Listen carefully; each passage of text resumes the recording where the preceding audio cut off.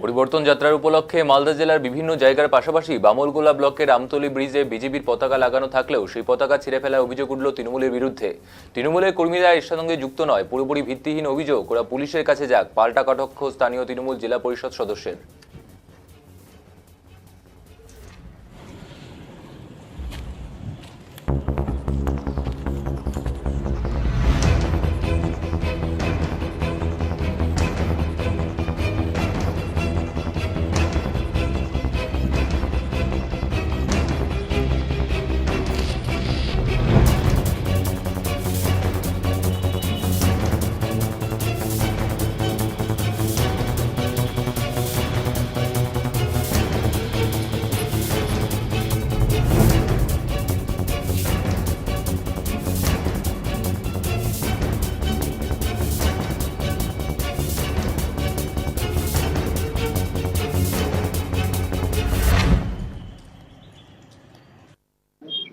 বিষয়টা এটা তো সবাই জানে, গোটা বাংলা তথা গোটা দেশ দেখে যাচ্ছে যে তৃণমূলের কি অপসংস্কৃতি, তৃণমূলের কি সংস্কার।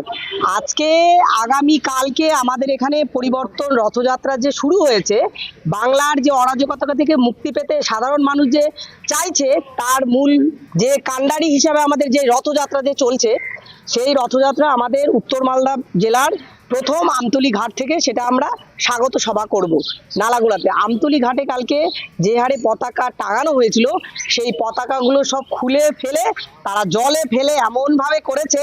আমরা চাইছি, আমরা ভারতীয় জনতা পার্টি চাইছি ওরা আরও এভাবে পতাকা খুলুক, আমাদের উপরে মারুক, আমাদেরকে যা ইচ্ছা তাই করুক, কারণ ওদের দিন শেষ।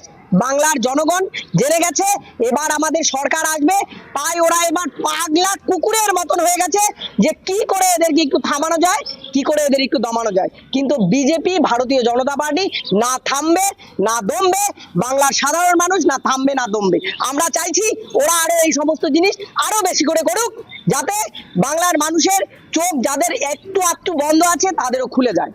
বাংলাতে যতই হামলা করুক, এবার বাংলা বিজেপি জিতবে, জিতে আছে বিজেপি। এবার ভারতীয় জনতা পার্টি সরকার গঠন করবে। বাংলা কারা করেছে? তৃণমূলের হারমাত বাহিনী। এটা কারা করেছে এটা পরিষ্কার, তৃণমূল ছাড়া এখানে আর কারা করবে? তৃণমূলের হারমাত বাহিনীর এটাই কাজ যে কি করে এদেরকে, মানে এরা কোনো কিছুতে, আরে বাবা এদের তো কোনো কিছু প্রচার করার মতো নেই। এরা কি নিয়ে প্রচার করবে? এরা কি বলবে যে আমরা চাকরি চুরি করেছি? এরা কি বলবে আমরা চাল চুরি করেছি? এরা কি বলবে আমরা বালি, সোনা, গরু সব চুরি করেছি? এগুলো তো বলতে পারবে না।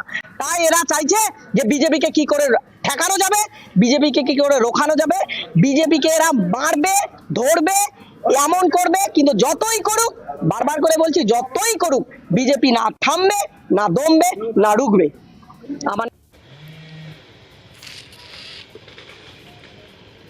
যে তৃণমূলের বিরুদ্ধে যে আমতলী ব্রিজে বেশ কিছু পতাকা লাগানো হয়েছিল, পরিবর্তন যাত্রা উপলক্ষে আগামীকাল রয়েছে, ঢুকবে, কিন্তু সেখানে পতাকা ছিঁড়া ফেলা অভিযোগ করছে যে তৃণমূলের বিরুদ্ধে। কি বলবেন এই বিষয়ে?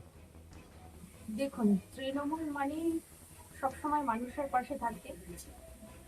এবার এই পতাকাগুলো যে কারা ছিঁড়েছে সেটা আমরা বলতে পারছি না, কারণ তৃণমূলের যারা রয়েছেন কর্মীরা কোনোভাবেই এর সঙ্গে যুক্ত নয়।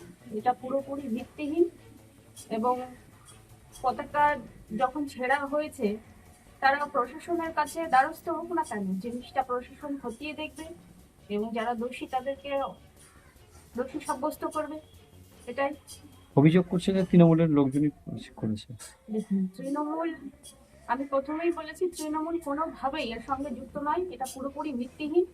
তৃণমূলের সাধারণ মানুষ এবং কর্মী যারা রয়েছে সবসময় মানুষের কাজই তারা করে থাকেন।